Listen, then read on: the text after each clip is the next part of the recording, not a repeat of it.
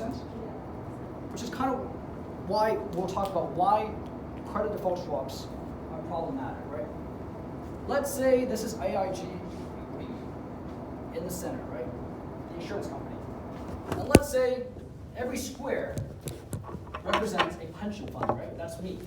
And every circle represents a company that's being lent money, right?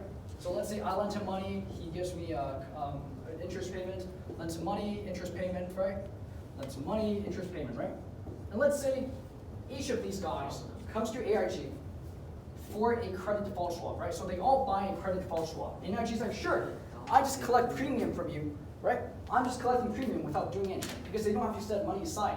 They weren't regulated like it, right? Does that make sense? Record horizontally. Right? So AIG's like, sure, I will sell you a credit default swaps, right? So let's say the circle defaults. What happens? What happens when, let's say, circle A defaults? Yes? AIG has to pay this square, right? Square A, which is the fund, the money that circle A owes, right? Because they're an insurance policy. Now, this is where things can get problematic. You guys don't know what a hedge fund is? A hedge fund. So in short, a hedge fund, it's like a very sophisticated fund, right? So only rich people can invest in hedge funds. So they're a private fund. They're very aggressive in their tactics. They're very sophisticated, right? There are minimal requirements for joining hedge funds. For example, you need to have a net worth of $1 million and make 200 grand a year in order to join a hedge fund, right? To prove you have the money, to prove that you know what they're doing, right? And to prove some sort of sophistication. So let's say you have hedge fund over here, right? Hedge fund. And they think A will default. So what they will do is they will buy a credit default swap on A, right? Without actually borrowing into A. So what that means is they go to AIG and they buy insurance on A, right? So they think A will default. If A defaults, AIG has to pay them, right? So it's like you're buying insurance on a house that you don't own, right? Let's say this cube represents a house, right? Let's say this is a house. I think this house will burn up next year, right? So what I do is I don't buy this house. I'll buy an insurance on this house, right? From Monica.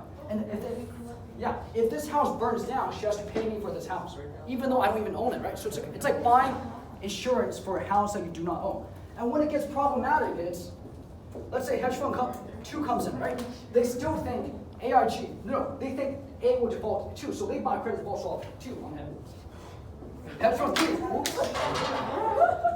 hedge fund 3, right? Comes in.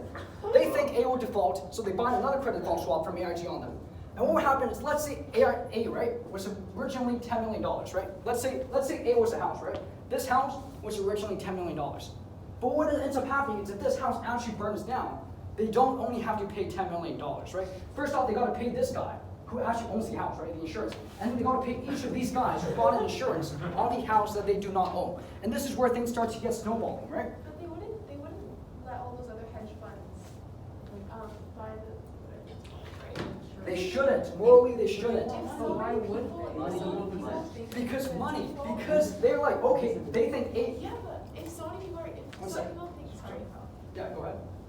If Watch The Big Short, right? Okay. First, people thought things were going great before 2008, right? The market was going up, the housing price was going up. No one thought companies would default, right? If you think things are going good, this guy's like, yeah, sure. All these guys are just paying me interest, right? I get interest for free, basically. I am getting interest from these guys. A is never going to default. That's what we thought. Things are great. A will never default. I'm just collecting money from these guys. I don't even have to set money aside, right? It's better than insurance. You know how many times this has happened? So many times. Again, Black Monday, the tech bubble, 2008. And these were just in my lifetime. You were alive in Black Monday? Yeah, I was 10. Screw Oh. you. No one heard that, right? Good. It's recording. Oh, I meant screw the straw thing. Yeah, right? But it's happened so many. So human greed, even some of the smartest people in the world, and I can't remember his name, I'll mention it to you, but I meant like sorry? Bill Ackman? No. He wasn't. There was a rock star and I don't mean he's rock, I mean people treated him like a rock star in 2000, and he was the head of the Federal Reserve. Alan Greenspan. Alan Greenspan. If you ever look at him, people thought, and he said, what will always fix things? The market. And even he, in I think 2008, said, I was wrong because of human greed. Yeah, even in 2006, Alan Screentime said, things are going great, even though people were defaulting, right? They're like, don't worry about it, things are going great, right? That's what everyone thought. AIG thought that. They thought, okay, we're just gonna sell insurance, right? Let's say hedge fund number 4 comes in. They collect money from these guys. I know, but if so many people think it's gonna default, why would they keep like? No, not a lot of people thought they were gonna default. Watch The Big Short, okay? That's They don't tell each other, right? No, I know, but like if so many hedge funds are buying insurance on that, whatever it's called, thinking it's gonna default, why would they keep selling? These guys did not think, okay, watch The Big Short. I know AIG doesn't think it's gonna default, Right. but all the hedge funds do, so why would they keep selling it? If so No, hedge funds are not selling credit default swaps. You're buying it, right? Yeah. You're buying insurance on this house that they do not own. They think it will burn down, right? So let's say everyone in this room, right? This house is worth $1 million, right? And let's say Chris owns this house, right? So Chris might buy insurance on it because he thinks the house might burn down, right? But all of us are looking at this house, it's like, hey, this house will burn down, right? So all of us will go to AIG and find an insurance on that house. But even though we Monica don't has a own it. valid question. I want to know Yeah, what was she it? was asking. Because if so many hedge funds think that whatever it's called is gonna burn down, like so many hedge funds keep thinking that, like why would they keep selling to them? Like even though they don't think it's gonna burn down, They collect money. I know they collect it, but like if don't they like kind of play the odds, like There No. not rules in place. Yeah. It's the Credit wild default wild. swaps. That's why it's the wild wild west. Because it wasn't like insurance, right? For insurance companies, if you sell an insurance to someone, you need to set money aside just in case the house burns down, right? but like doesn't that just lose more money? But that's why, okay. They didn't think it was going to default. If this house never burns down, then they're just collecting money from all of us. Sorry, right? I'll give you an example. Can I give another example? Talking about Yeah. like, so right now, if you guys watch the housing prices in Vancouver, right now everyone thinks that you buy a house, what will happen? It'll appreciate. And you make money. Yeah. Okay. Okay. The problem is now the banks have to watch out because people will start falsifying documentation to get a mortgage. Okay, so the bank, at first they're okay with it because they're making money. But if it goes down, not even if they crash, let's say it goes down 10% and the value is worth $1 million and now it's worth $900,000 and you mortgage 100%, okay, and you're like, I can't do this anymore, I'm gonna default. The bank loses what? Everything. Oh, $100,000, they get the property. right. But if they're left with not one person, but 1 million people, and the property, all these properties, what can't they do with them eventually? Afford. Sell them, Oh. okay? And they got this, it's an asset. And again, we think because we've made money, oh, guess what? It's like the stock market. You know, like it's like, oh my God, Apple's gone up $1. You know what? I should buy it. Then I'll buy it, because we all think it's gonna keep going up. And greed plays, I've been burned myself in 2000, the tech bubble. I can tell you the company. No. Look up Nortel. Nortel Industries. Just look up Nortel. Who? Nortel, it was a it was BCE, which is Bell Canada, owned this company. Then they spun it off. And it went like this. Like I went through the roof and I made money. Okay? But you know what the problem is? You know what you're gonna think you're gonna make? More. Okay? And I sold some of it, but then I got Greedy. One of my friends, I'm not kidding, lost about $150,000. And Wow. he's not a Bill Ackerman. Like you know what he mortgaged? His house. Oh no.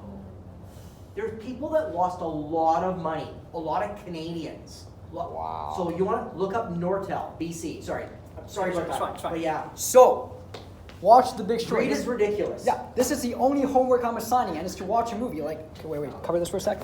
Okay, so heads up, the movie does have nudity and some swearing in it. All right, it's on Netflix. If you can't get it on Netflix, talk to me. I'll give you some pirating sites. All right, cool. It's on Netflix. Don't worry. All right, okay, watch The Big Short. Watch The Big Short. All right, last thing about credit default swaps, right? Goldman Sachs. Who likes Goldman Sachs here? Makes sense. No one likes Goldman Sachs. Do you like Goldman Sachs, Mr. Bolognese? It's a company. My like or dislike, it's a company, right? Neither for or against, it's a company. Right. Their job is to what? Make money. Right, Goldman Sachs Not a lot of people like them. Just heads up. Let's say Goldman Sachs, right? They think A will default. So what they do, they buy a credit default swap from AIG, right? But here's the thing. Goldman Sachs is smart. Goldman Sachs knows that they're selling credit default swaps to all these guys, right? And if company A was to actually default, right?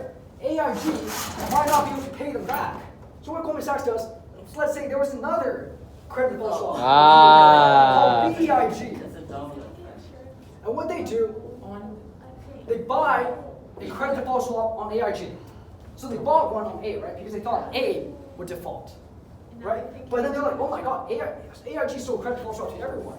AIG might not be able to pay me back. So what they do is they go to big BIG, right?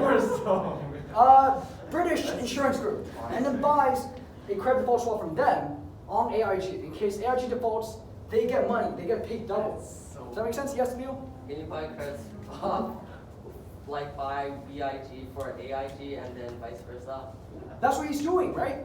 So he bought a credit default swap on AIG. So for AIG, he buys a credit swap on BIG in case BIG falls and AIG pays them. But then if AIG falls, BIG. Oh yeah, can you get AIG to put a credit default swap on so you're saying BIG? he buys one from, I need to change pen color. This is too confusing. So you're saying that Goldman Sachs comes over here to AIG, right? And then buys one on BIG's, so you got 2 on 2 kind of. Yeah. Well, I guess the idea was this guy didn't think BIG was going to default, right? Oh yeah, because it's only. Because this guy didn't write us many credit default swaps. Does that make sense? We will do an entire meeting on 2008 because it is so interesting. Yeah. Basically, mortgage in Canada, a lot of the financial companies don't go under because it's highly regulated. Okay? And the banks have to hold some reserves. They can't, this is why in the States, again, look at the savings and loans, another one, savings and loans fiasco in the States, where people lost, go look up savings and loans in the States. It is, again, this is not the new. Okay, so. Okay. Yes. So, because you were saying that this is how it used to be. Is it like this still? Well, after the entire thing collapsed, they're going to realize, oh my God, we can't just write credit default swaps all the time. You have to have. I don't know. Here's the thing about Americans. They don't learn. Okay, I'm covering. I want to apply for American schools. So, It's not Americans, it's America. America. Right? Yeah, no, it's right? Again, it's not like, it's like with anything. It's America. Keep recording. Right? So, John, you can open the camera.